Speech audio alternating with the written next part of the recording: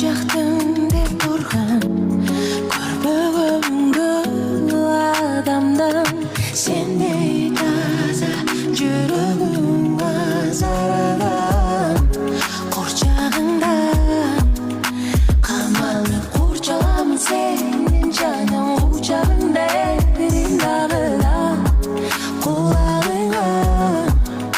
жыбырлап сырларымды ешкімге мен айта албаған еш білген шындап маған барып жол бербесе дағы жақын келіп қолымда